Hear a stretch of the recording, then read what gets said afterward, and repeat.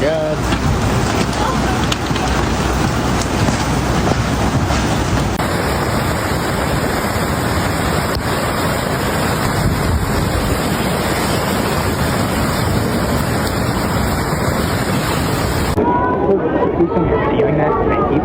There's people in it. Oh my God, there's so many people in it. Please tell me you're getting this video. Yeah, it's over.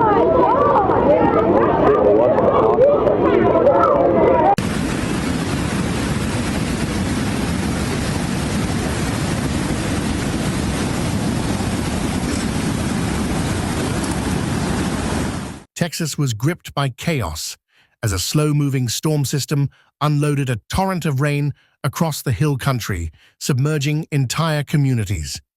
Kerr and Kendall counties were among the hardest hit, with homes, roads, and lives swallowed by water in the dead of night. Oh my God, oh my God. Oh no. Oh my God. What the? Oh no! Get out! Get out of your car! Oh my God!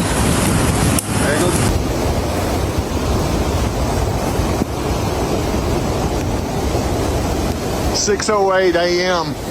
Guadalupe River at Nimitz Dam on Guadalupe Street. In Hunt and the surrounding hills, more than 10 inches of rain fell within just a few hours, overwhelming already saturated ground. River gauges spiked rapidly, and the Guadalupe River surged past 25 feet in places, reaching its second highest crest in recorded history.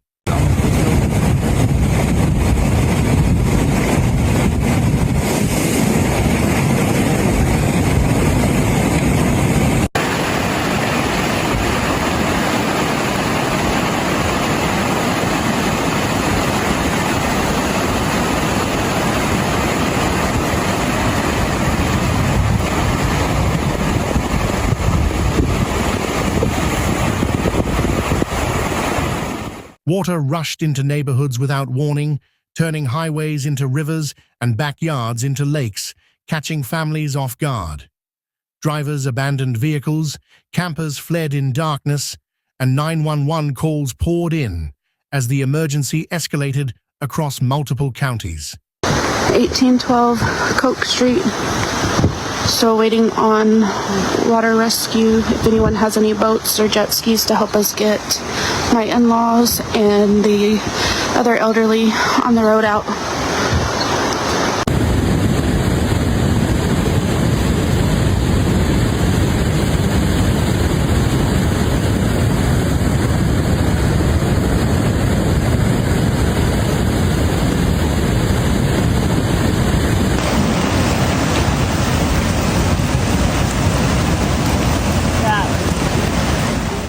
Confirmed fatalities rose throughout the day as the storm's toll spread across Kerr County, Hill County, and the Concho Valley. Authorities reported dozens of people unaccounted for, some feared swept away from campsites, cabins, or cars along rapidly rising rivers. Oh my gosh.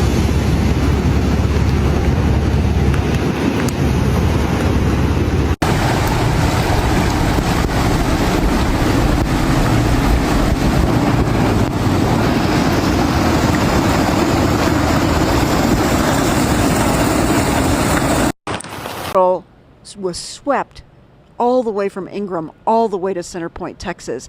The homeowner here says he went out on his deck and he heard somebody screaming for help. And when he came out on his deck, he had to look way across the river.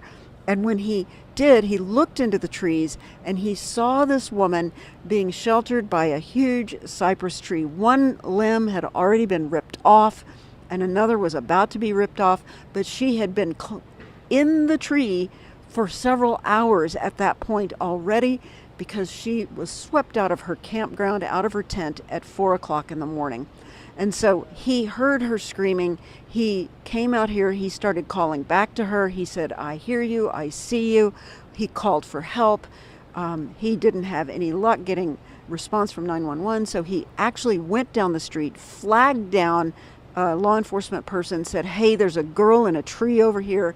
They sent boats. They sent a couple of boats. They had to figure out a way to get the boats down to river level. And of course, the river was still high at that point.